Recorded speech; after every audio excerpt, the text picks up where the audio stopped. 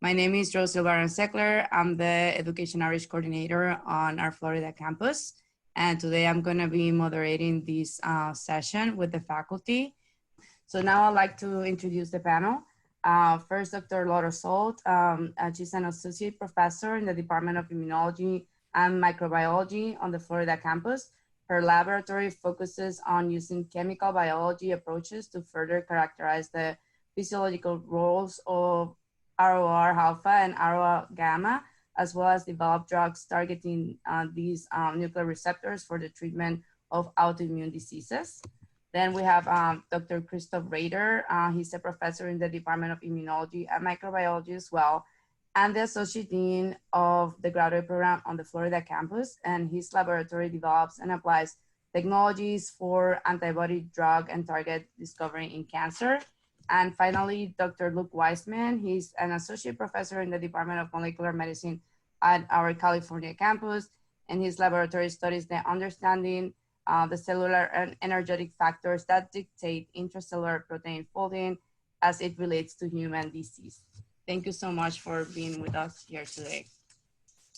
And, to jump into the questions, I thought that I'll start with Laura.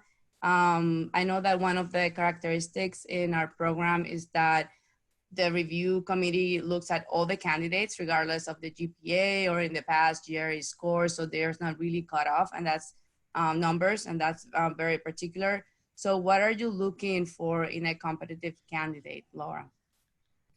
I'm sure Luke and Christoph will answer themselves to this question as well. But so we're looking for students who are definitely curious, like in their statement of purpose and in their research statement. We want to see that they're actively thinking about big picture questions.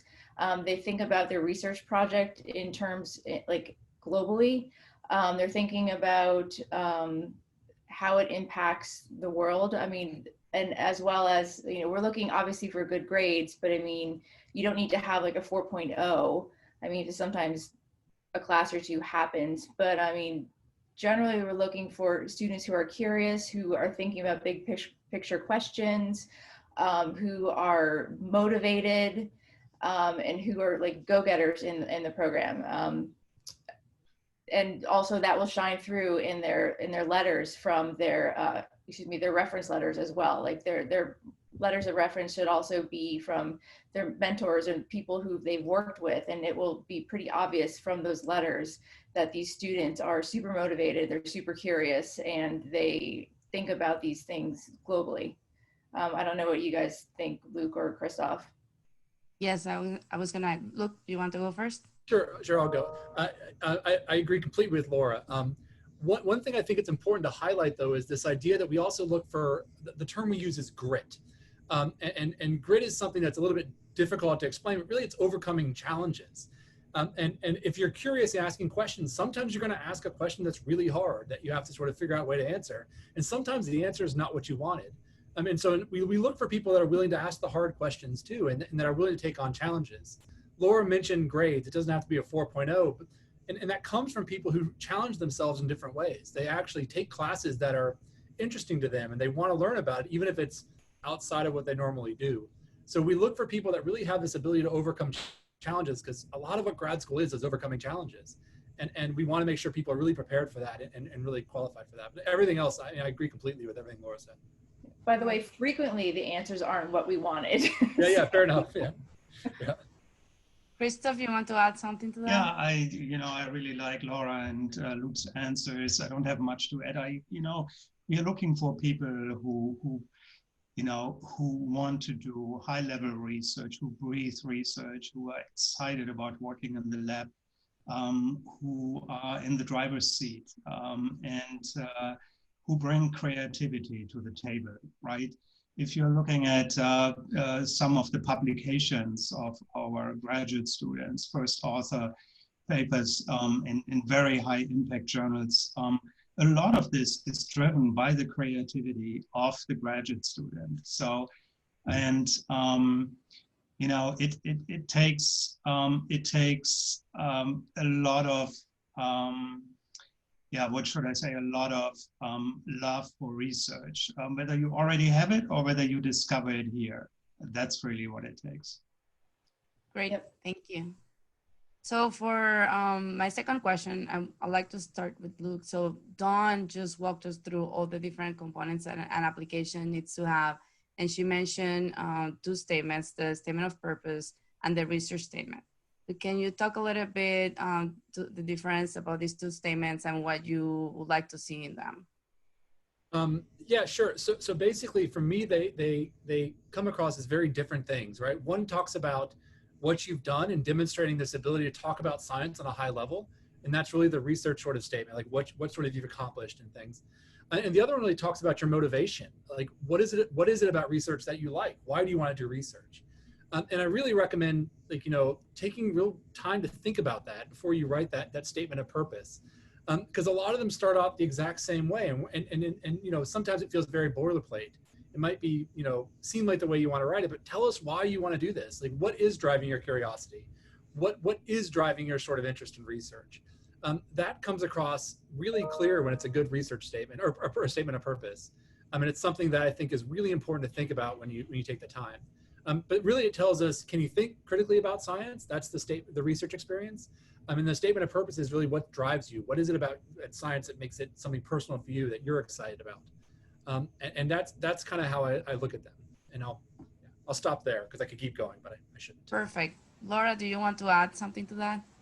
I agree with everything Luke just said. I mean, basically, why you want to do research, like what you love about research and what's driving you to do it. That's your statement of purpose. And your research experience is what you've done, like, and not just like the nitty gritty of what you did. Like, oh, I pipetted this into this tube. Like, I don't really care about that. Like, what you globally done, big picture, that's what I really want to read about. And the one thing that drives me nuts is if I read a research statement and a statement of purpose and the first paragraph are identical, that like drives me bonkers, because it means that you really didn't take the time to just try to start them differently. It kind of just ticks me off right then and there. But like, really think about it. You really should be starting the two differently. Is there any particular length that you're looking for each of them, or? I think there's a length for, I think we have a length requirement, not requirement, but cutoff for each, but I can't remember what it is. Honestly, if it's done well, I don't care about the length. If it's done well and the points come across, there's value in being brief as well. Dawn's going to weigh in probably on the length. Yes, on the length. Thank you. Yes, I just wanted to, yes, there is a maximum. We don't have a minimum, but we have a maximum of 2 pages per statement. Thank you. Thank you. Two pages. And Christoph, is there anything that you want to add to that? I wanted to add that, what I like to see in these statements of purpose is some level of tailoring, right? Tailoring to the institution, in our case, to Scripps. Make a good case as to why Scripps is the place you want to do your PhD at. And think about what Scripps is, what you've heard in Dawn's excellent presentation, what you've read about Scripps, what you learn on the website, and why you think that this interdisciplinary PhD that we are conducting here is what you want to do. And then link it directly in the statement of purpose to faculty you are interested in. The more tailored, the better. Generic statements of purpose are also not very welcome. Perfect. Thank you. Thank you. So Christoph, now I'm going to start with you regarding the interviews. How students should prepare for interviews? What do you want to see when they come in and they talk to you directly about the research and such? Yeah, so the interview weekend is very important. If you have received an invitation to interview on one of our campuses, that's already a big achievement, and you should be proud of this. But it doesn't stop there. I think it's a very intense day, the interview day, because you will meet with a number of faculty, and you need to keep your concentration. And I think what I like to see is that you show a little bit of preparation for each faculty in terms of an interest in their research, but also maintain a concentration to be able to actually have a conversation, right? And ask questions and, you know, make this a dialogue rather than listening. You know, sometimes the situation in these interviews is that we have more than one student interviewing at the same time with faculty because we just have a lot of interviewees. And you know, thinking about this constellation of you know, sitting there with 2 or 3 students and a faculty member in advance can also be helpful. You know, as a whole, I think these interview weekends are always a highlight for the students visiting us, but also for the faculty. We actually learn a lot, and we are excited. We are often also asking questions about the research the students, the candidates have conducted. So. Great. Luke, do you want to add anything to that? I'll just say, Christoph is right that it's intense, but it's also a lot of fun from the student side to come, because you get to talk to all these different people doing lots of different types of science. And I really look for people to come in, like you said, with maybe a little bit of knowledge about what I do. They don't have to know everything, but the idea that you kind of have the general area that I work in, and then ask questions about what we do. Even if you don't know the answers to certain things and we ask you a question, that's okay. It's okay to say, I don't know. But it's a really good opportunity. And I remember, you know, a lot of years ago, when I did these interviews myself, I really enjoyed going and talking to all the different faculty. And it is very intense and it is very exhausting, but it's also, like I said, it's a lot of fun. And I look for people that have that sort of curiosity, that have that I can see are having a good time with it. And I think that's really important, because grad school is hard, man. I mean, it's hard, but you got to have the love. You got to have sort of the curiosity to drive you. And that comes across in the interviews, especially later in the day when everybody's getting tired. Great. And Laura, do you want to add something? They basically summarize it. I mean, it's an exhausting day. It's exhausting for you, it's exhausting for us, but it's also exciting at the same time. And for me, I really look forward to meeting the people that I've like read about on paper. And I get excited because I'm like, are they going to meet my expectations? And some people just completely blow me away. And then I get super excited and I'm like, I have to have them here at Scripps. And so like, by then it's just like a hunt, and I get super like, I go after them and I'm like, I really want you to come to Scripps. And it's a really exciting time for not just you, but for us as well. And so it's fun. It's really fun on both sides. That's nice. So I want to pick on something that Christoph said about preparing for the specific faculty members, but maybe going one step before getting the invitation for the interview. Sometimes I get the question whether they should contact faculty while they're applying on the personal statement, if they should add a bunch of names from the faculty. Can you add something like that? Maybe I'll start with Luke this time and then go around. I think it's always good to know what you're applying to, and know that there's some type of research that you'd be interested in. There's a little bit of a misnomer though. Don't think you have to know exactly what faculty you want to work for. We just want to see that you're clearly in tune with what Scripps is and what kind of work we're doing, and that there are faculty you can identify that look intriguing to you. Even if you don't end up working for them, that's fine, but make it clear. I wouldn't just list a bunch of faculty though without any context, because that just it's easy to do that. We want to have context. We want to see that you're excited about chemical biology, and these are the people that do chemical biology in very different ways, but that's what you're excited about, or maybe cancer, or maybe neurodegeneration. So I think that's something that's really important, is make sure you provide the context for the faculty that you're interested in. But I think that is really important to have some idea what you're applying to. I mean, we read a lot of applications. Like, I mean, we have so many. We want to see somebody that's excited about Scripps, not just about grad school. And there's so much to be excited about that you should be able to pick something out. I agree. And Laura, do you want to add something? Yeah, I agree with Luke. Like, put it in context. Don't just say, oh, I want to work for faculty member X, Y, and Z. Say, I want to work for them because of this, but do not pull it verbatim from their website and then put it into your statement of purpose, because I have seen that and it's blatantly obvious what you're doing. And so that is a ding against you right then and there. Particularly if I'm the one reviewing, if you say you want to work for me and you pulled it from my website, I'm like, that verbiage sounds extremely familiar. So be really careful with what you do. And Christoph, anything Yeah, to so what I heard a little bit in the question also is is it okay to reach out to faculty outside of the interview weekend before applying or after applying, but before getting an invitation to interview? And yes, absolutely. All of us are available by email, and there's a high likelihood that you will get a response. And you can ask questions. The simple question is, do you take graduate students next year? Or, do you have exciting projects for a graduate student? Things like this, no problem at all. It's not required, but it can help you, tailor, your SOP, as I mentioned before. So we are a relatively small institution with about 200 faculty.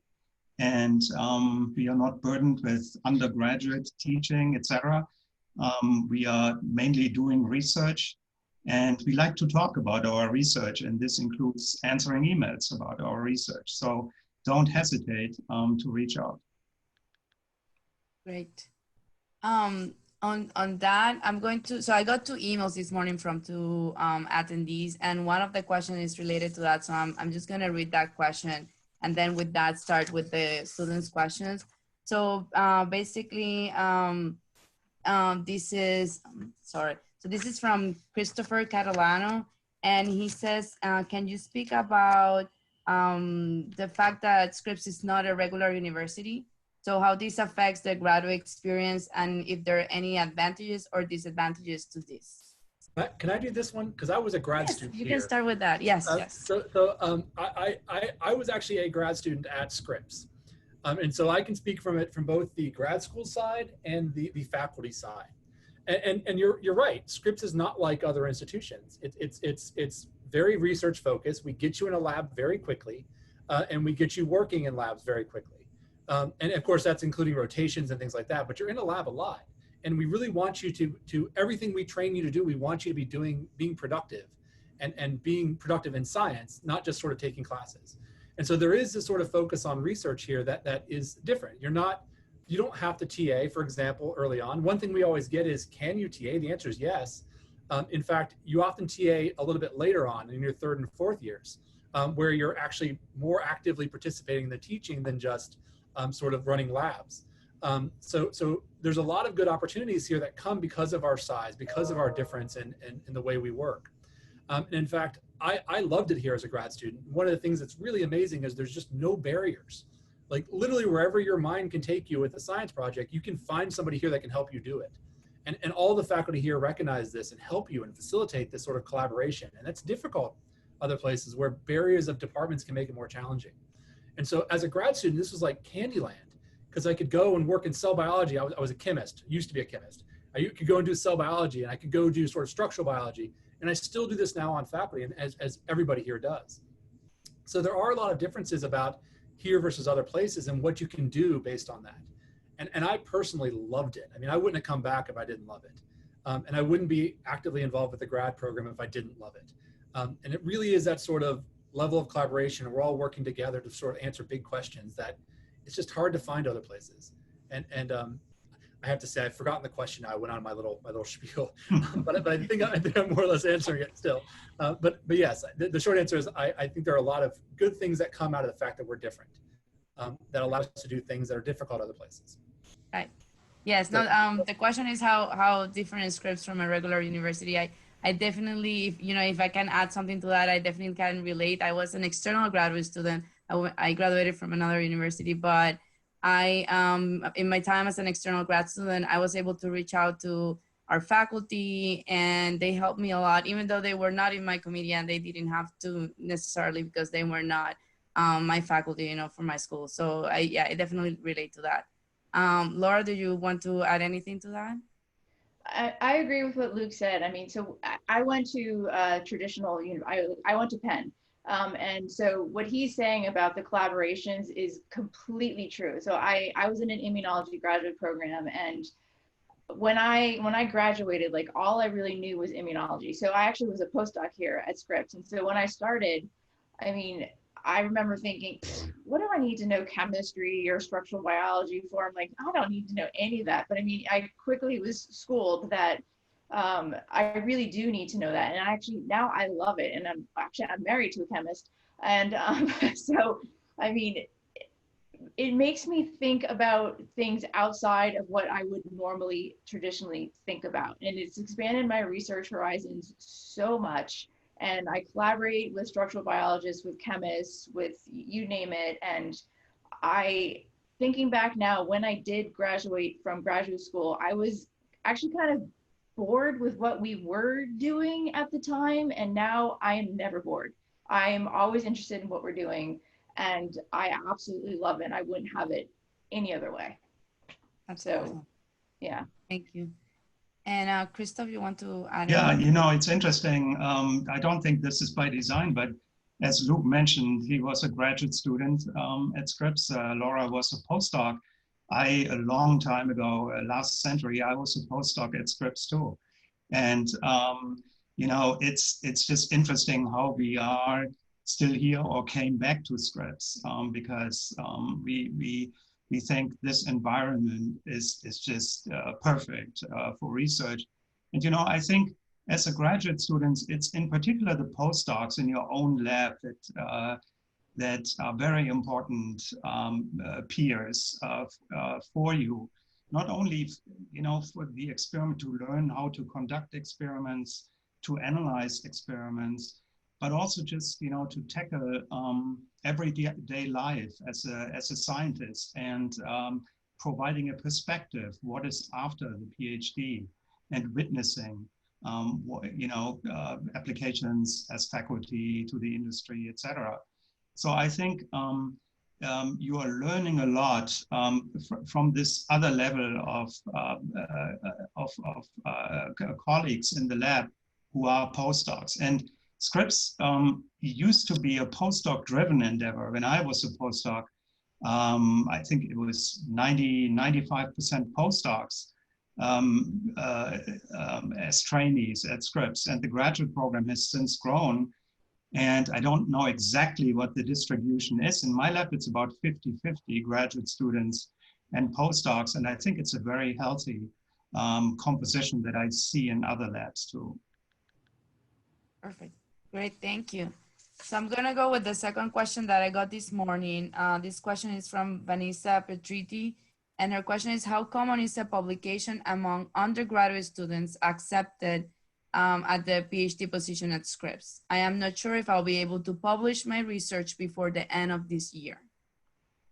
I think it's a good thing to have a publication, but it's not a requirement.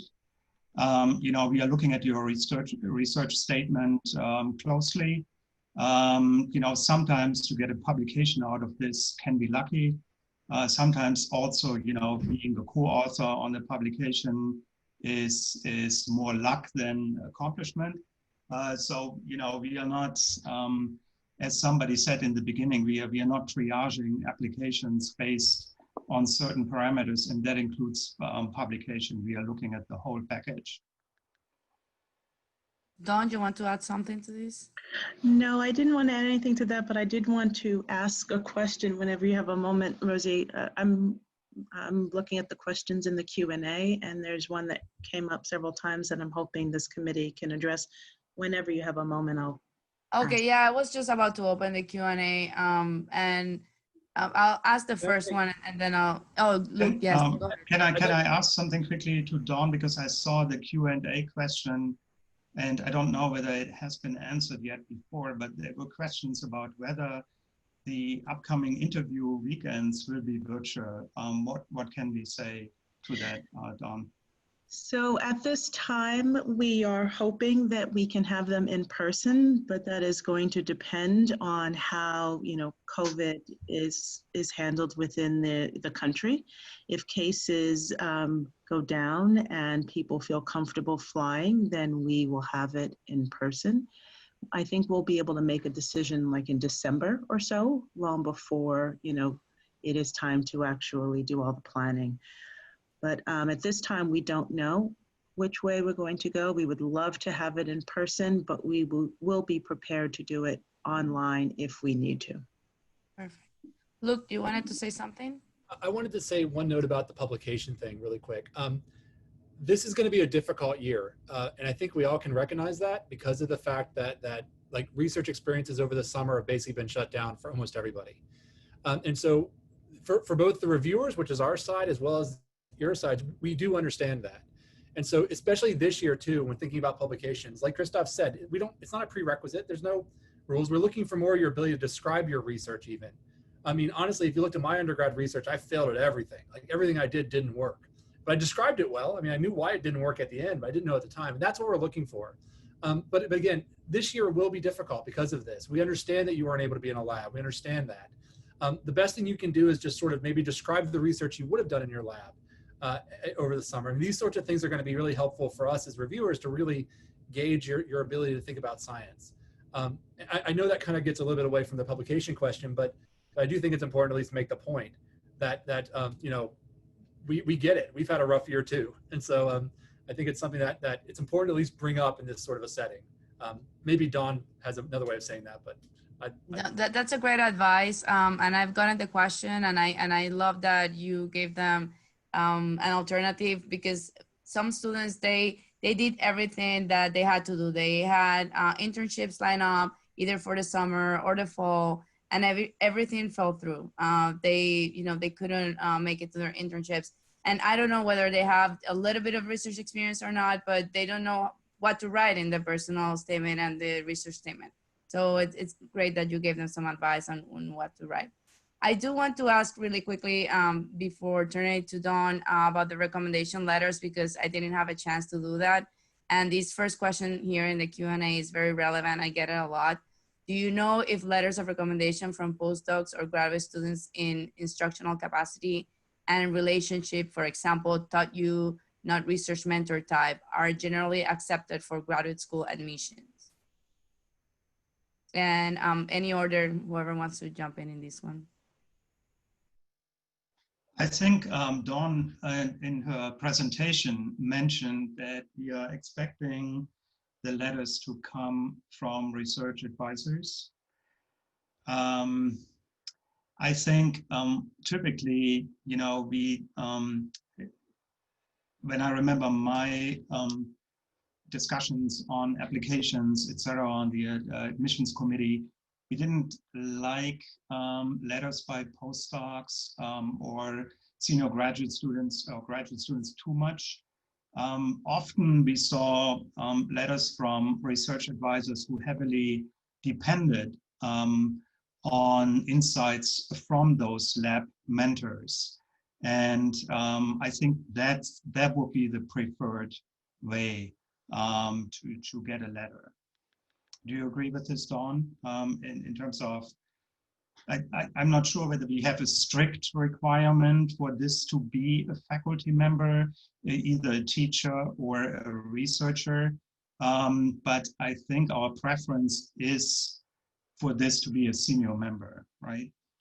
That is correct. We don't have a requirement for it to be, but I think you've phrased it exactly right. If we expect that the in-lab mentor would have had some input in the letter, but the letter should still come from the PI or the faculty member. We've also seen letters that are co-signed, where it is the graduate student or postdoc and the faculty mentor, but ideally the letter should come from the mentor. Great. That was what I wanted to bring up, Rosie, so thank you. Oh, it was that. Okay, perfect. And it's I know you mentioned it, but it's good to remind everybody, because I do get this question a lot, so that's great. I guess along the same lines, there's another question that we kind of answered, but just to reiterate, how much does GPA matter in the graduate school admission? People told me that the admissions committees will not even look at applications with low GPAs. Will low GPA people have any chance for getting accepted? Laura, what is your take on this one? Well, so as Dawn mentioned, we don't triage anyone. We look at all of them. I mean, like I said, sometimes things happen. I mean, if you, for instance, you've got a master's and you had like, we're going to see both your GPAs, your undergrad and your master's GPA. And for instance, if your master's GPA, you got like a 4.0, but your undergrad GPA was like a less than that. I mean, I would take into consideration that during your master's, you did a lot better. I mean, everyone scores slightly differently. And so it's going to depend upon the person, but it's also going to, then I'm going to take your application then as a whole into consideration. I'm not going to ding it solely on the fact that your GPA isn't the greatest, but I mean, it's not going to be a shining factor in your application totally. So that's when I look at everything then. It's a hard one to answer. Don, you want to add anything? Yeah, I'm happy to, and then if Luke and Christoph want to add. So Laura's exactly right. We take a holistic approach to reviewing all applications. We don't specifically triage for any particular purpose, a low GPA, not enough research experience. We don't have any kinds of cutoffs like that. So, we were talking a little earlier about the statements, the statement of purpose and the research statement. This seems like a really good topic that can be addressed in the statement of purpose. If you want to talk about why your GPA is low, that would be something the committee would appreciate. And it would also be good to see, if the GPA is low, is it because, they just spent all of their time in the lab? I think the committee would have an appreciation for that. If it turns out that, maybe there is a publication that can offset that, there are different things that the committee will take a look at to determine if the person is appropriate for our program.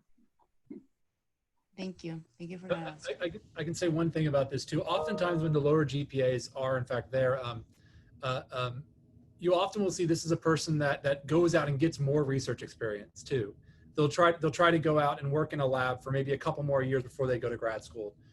Partly because they're trying to offset that. I mean, like there's no one thing that kills an application, but we're always looking for sort of the balance of everything. And so in some ways that does balance it out. Like if you go to a really good lab, you do really well there and you get a great letter from that mentor, whether it be a post-bac or you're just sort of a technician in the lab, those things really do weigh a lot and they can counteract. But as Don mentioned, we do look for why that happened in some ways, right? I mean, sometimes it's very clear. Like you read the personal statement, the person had to work like 4 jobs to get through grad school, to undergrad, right? I mean, we understand that's really hard, and we actually recognize that as being a real, impressive thing. And so it is good to provide some context if you can, for that sort of thing. And if you really can't, sometimes it is better to take a couple of years and really go work in a different place and get that sort of experience at a high level that'll help offset it too. But I mean, they should, Laura and Christoph should weigh in if they disagree, but that's how I view it at least. Yeah. No, that's exactly what I do too. Yeah, the only thing I wanted to say before we are dissing the GPA altogether, right? Everything is correct, but the GPA does have influence, right? I mean, we are looking at your transcript, we are looking at what classes you took in college, right? And whether these are good fits with what you want to do here. Although, as was mentioned before, we are very open. You can be a chemist like Luke was and do biology. You can have an initial interest in neuroscience and then, become a chemist at Scripps, absolutely. But we are more looking for like a STEM pattern in your transcript that we like to see. And there is actually, Dawn, can we perhaps mention what the average GPA of a student is who has been admitted to Scripps? The other thing I wanted to mention is, of course, the students are coming from all kinds of different institutions across the US and the world. and the GPAs are very difficult to compare. Nonetheless, we do have some statistics, right? We do have statistics. Our GPA average is 3.4. So that's not too wild, right? And it just, affirms everything that has been said about looking at an application holistically. I think one of the things that Christoph said that I really want to underscore is this idea about we also look at what classes you're taking and where are those lower grades coming from. And if you're taking hard classes and pushing yourself, we're a lot more inclined to be good about that, if that makes sense. I mean, I think that's something we do look at, and it's a really important point that he brought up that I want to just underscore. Great. So there's the next question. It's could be a little bit difficult, but is there any situation where the lab you want to work at is full after the first year rotation? I mean, yes, it can happen. I mean, what Right. is, I don't know how to answer that. I would say, yeah, I don't know if you want to talk about this, but I would say like not only come for one lab, like not only have one lab. Okay. I can tell you that when I would look for grad schools, and I'm sure Christoph and Laura the same way. Again, many years ago, this is something where I really made sure every place I was excited about had to have at least 3 labs I wanted to work for. At least 3, because you never know. Maybe you join a lab that you're really excited about, and all of a sudden you realize it's not the right environment for you personally, not just even scientifically, other reasons too. So I think it's really important to make sure you go to a place and you look at a place that has a lot of opportunities for you. Really, really important when looking for grad schools. Yeah, And well, I mean, that's that's a also really, why, oh, sorry, go ahead, Christoph. oh yeah, just briefly, I mean, that's a really important point because, sometimes we are concerned about applications that are completely focused on one faculty member. And, we are wondering what is going to happen if this faculty member doesn't take students or, is moving on or something. So, really having, demonstrating that you are interested in more than just one goes a long way in your application. Laura, sorry.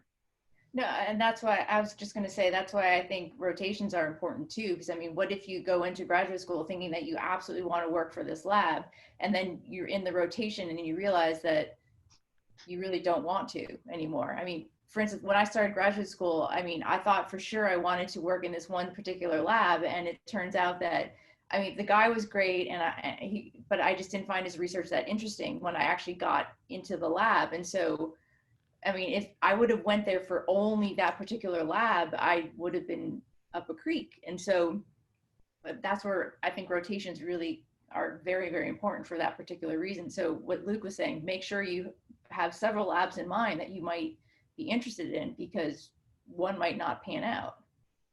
If I can say one other thing about that. Oh, sorry. I'm sorry. Oh, no, go ahead. I just said for multiple reasons, one might not pan out. Yeah. If I can say one other thing about that too, is one of the really cool things about Scripps is because we're one program, you can come in wanting to be a chemist, but then you can go do something else. I think maybe Laura or Christoph said that earlier, but that's really cool. Like, I mean, because I know in many ways when I came to Scripps as a grad student, I didn't even know what I didn't know. Like I didn't even appreciate how many different sorts of things you could do. And it was here that I sort of learned that. And it was here that I sort of able to take all these different directions and go in these different ways. You can do it through collaborations, but you can also do it rotations. Like maybe you're really excited about chemistry now, you get here and you think, oh man, cryo-EM is amazing. I want to be a structural biologist. You can go try it out in the rotations. So it's a real opportunity, I think. And that's an important thing to highlight that, I mean, I didn't know, I'm speaking for myself. I won't speak for any of the participants, but I didn't know all the opportunities, right, when I came. And I think it's something that's really a good thing to think about. No, thank you for answering that question. And this is why I picked it, because I think all those points that you just made are very important, kind of answer different spectrum of questions. And I wanted to, bring those up. There's another interesting question about, that I think that pertains to the difference between Scripps and a regular university. The question is, can you please elaborate on the core facilities available to PhD students?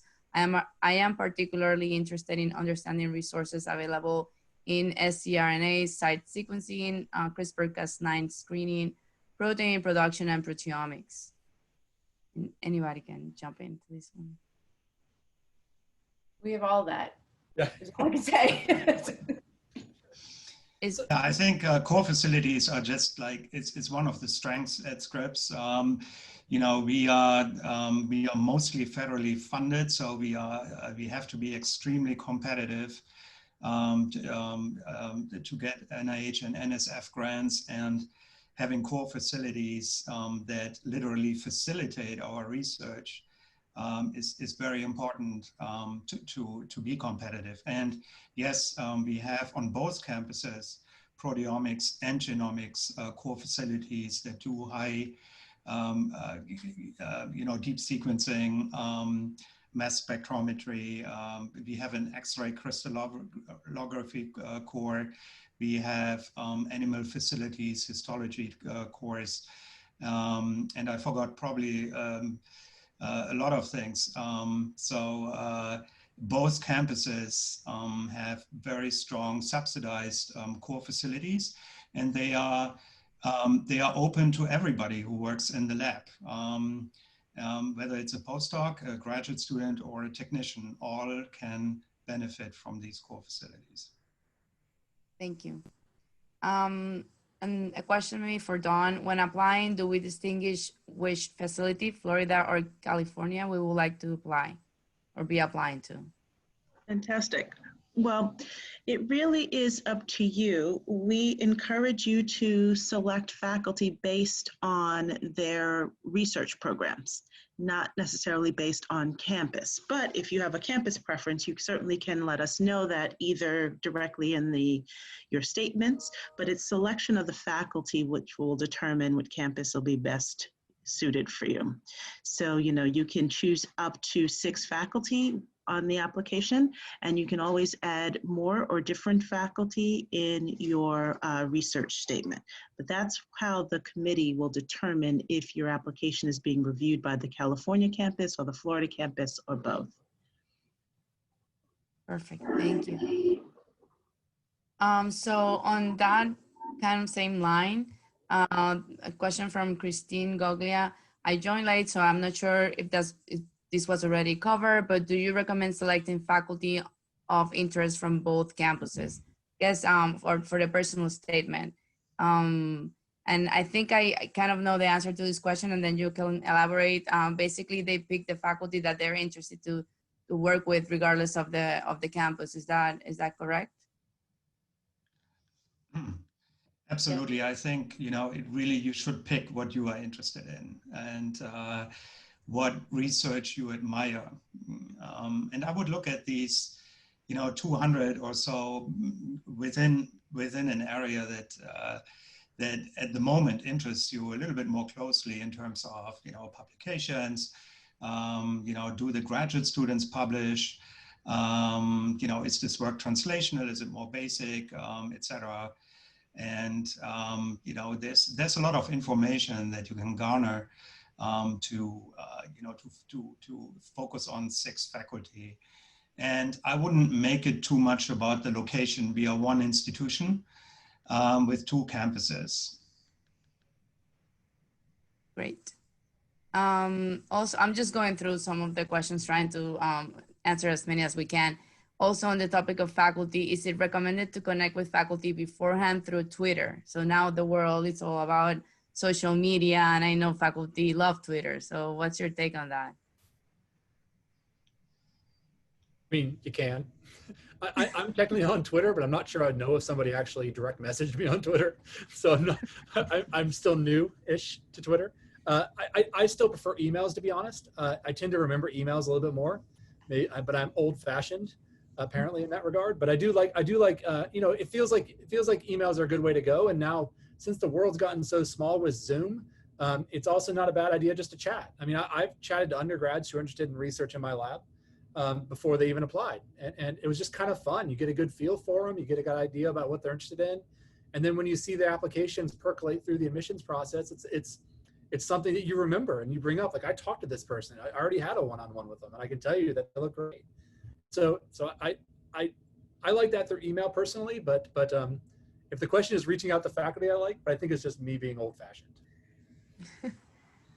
No, I think that a lot of undergrads reach out to faculty and they chat beforehand. And it's a great way to get internship, like you said. So anybody else wants to add something on this? Twitter is, you're limited. I think they've raised it from 140 characters up to, 280, but it still is not really enough to be able to, have a good conversation.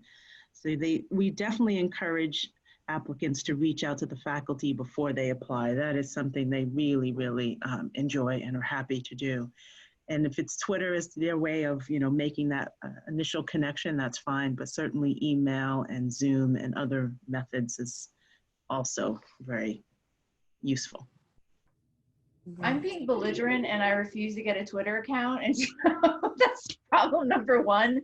Laura, And you need to get I know I need to. I know I do. And I thought I was bad. And my husband is usually like anti-electronics. Come to find out, he even has a Twitter account. And so like, I need to get Twitter. It was one of my pandemic goals was to set my Twitter account up and actually do it. So I figured it out. Yeah.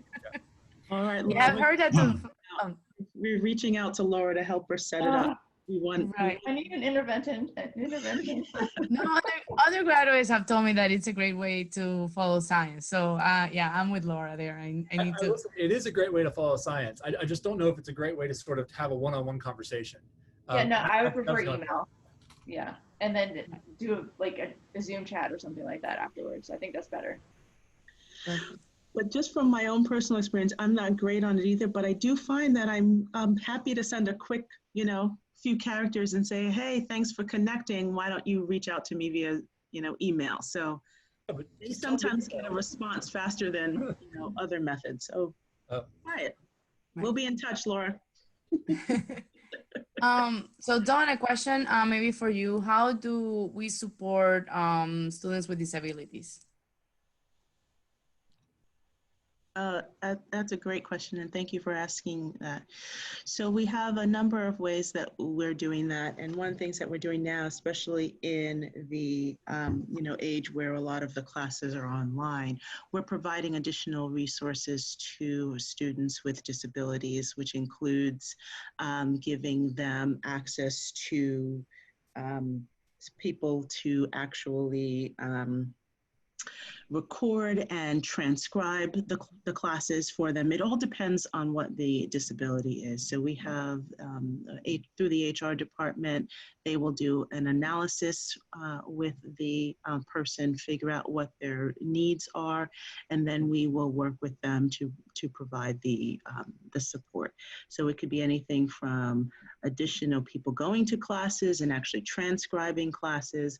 We have worked with people to get specific equipment that they need so that they can be able to hear better. Whatever the needs are, we will work with the student to provide them.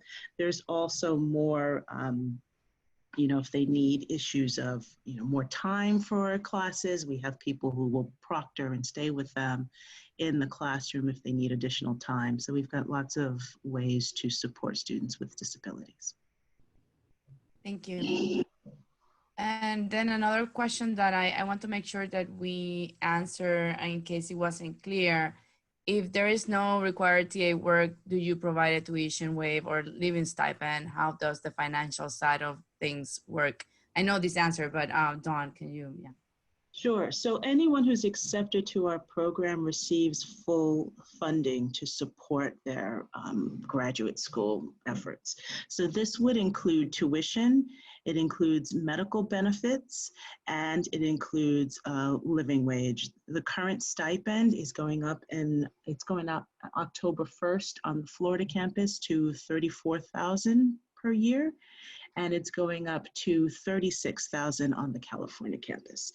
So yes, we do not allow our students to work outside of the institute, and they're not required to TA in order to get their stipend. So that is one of the major differences between Scripps and the traditional universities. That was a question that we had before. Many traditional universities require students to TA in order to get their stipend. Because we don't have undergrads, that is not a requirement. But you do have TA opportunities if you want to TA, but it's not required. Great. And they get paid if oh, they go ahead. want to TA though, or if they do TA, correct? Absolutely. So TAing would be considered an additional responsibility. I'm sure the faculty on the panel will say that, that it's not to take away from your time doing research. It's on top of your time doing research. So you receive an additional $1,500 for a 10-week course. We're on a quarter system at Scripps. Great.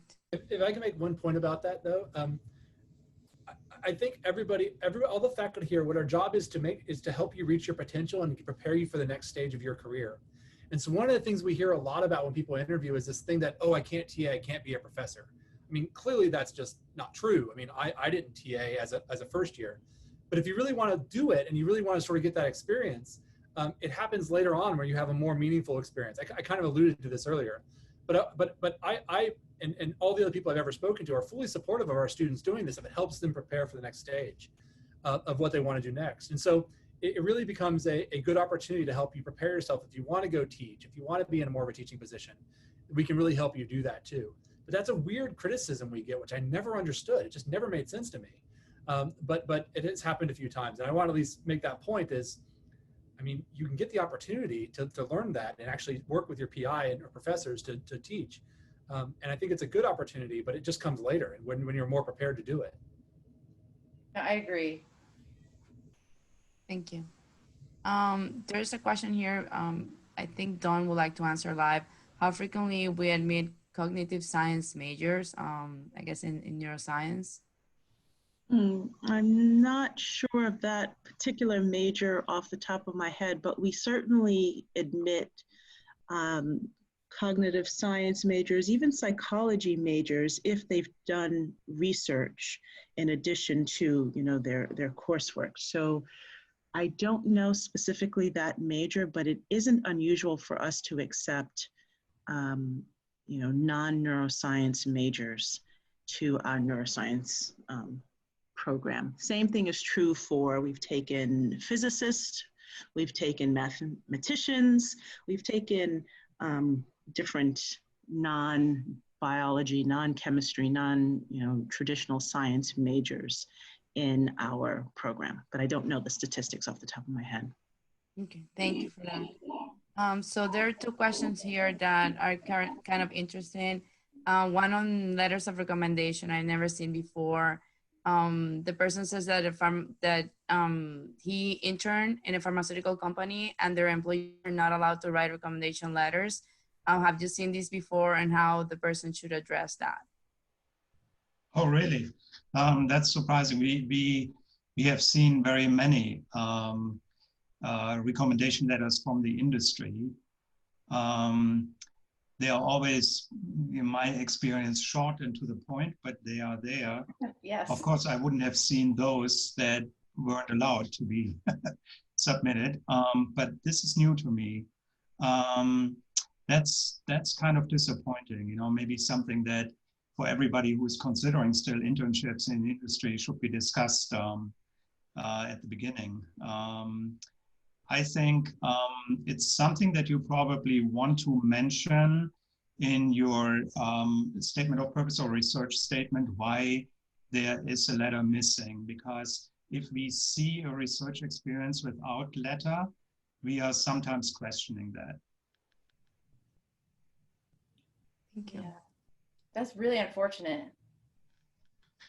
I will say it is often that the pharmaceutical companies, they won't talk about the research explicitly. They won't tell you what they're doing, but they can at least comment on the applicant. That's why they tend to be very short, right? They say the applicant worked hard, they understood what they were doing. And sometimes actually, as Christoph said, you aren't allowed to write down the research you did in industry as well. And usually with the way that's dealt with is they write something like he said, I can't describe this because of preparatory reasons, but this is the general area I worked in. But I've never heard of not being able to write a letter at all. I find that unusual.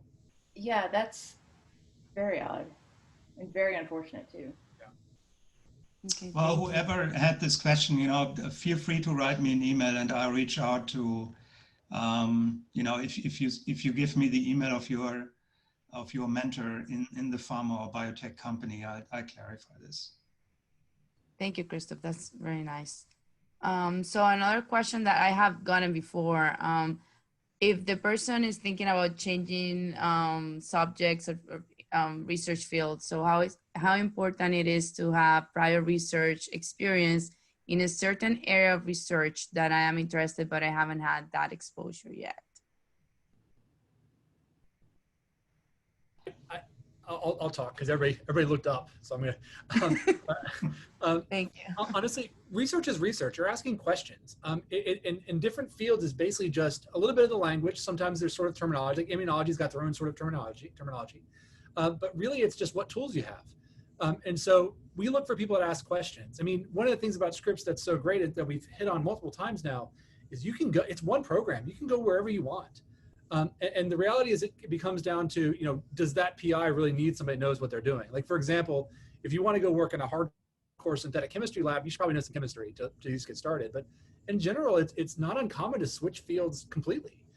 And somebody that wants to do immunology comes in and decides they want to be, no, I really want to be a neuroscientist. Or a structural biologist comes in, no, I really want to be an immunologist. That happens a lot. And we encourage that because we want people that think and sort of do research. I mean, where the project takes you is where it takes you. I mean, I think all of us can probably agree that we end up doing things that 10 years ago, if you had told me what I'm doing right now, I would have been like, no way I'd be doing that. I don't know anything about that. But that's just where the project goes. And that's what Scripps allows you to do. You can go whatever direction you want. So I think it's almost like it wouldn't be a detriment. It'd almost be encouraged. But I think maybe Laura and Christoph should temper my enthusiasm. Maybe. No, actually, I looked up, so I was thinking about how to answer pretty much exactly what you said. Like, I don't think it's a bad thing because, I mean, I've seen applications where people have done like multiple different disciplines, and it was actually a plus for that applicant because it showed that they have like this diversity that a lot of people don't show, and that you can think outside the box and do different types of things. And so, if as Luke, as you said, like, so say you come in and you think you want to do structural biology, but you end up realizing you want to do immunology, that fine, go ahead. I mean, that you can do it here. I mean, it's not going to hold you back. Whereas in other places, like, you go into a particular program and you really can't change. And so go ahead. I don't think it's a bad thing at all. Right. Yeah. Thank you for stressing that. And we don't have too much time left, but I want to make sure that we answer a simple question here. I know the answer too, but it will be good for you guys to weigh in. If someone has funded research opportunities going into a program, can they use it for their research or thesis? You mean if they have a fellowship? I think so. I think that's what the person is asking. And of course the answer is yes, but I wanted, since they asked that question, I wanted everybody to know that. But they said research funding, not a funding for them. Want to make sure that we're clarifying. Yeah. So it will be more like different things. PRP. Yeah.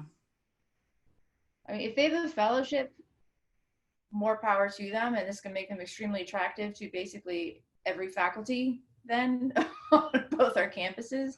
But the research, the funding for the research that's very unusual. Right, we can't have any strings attached, in terms of research and third parties.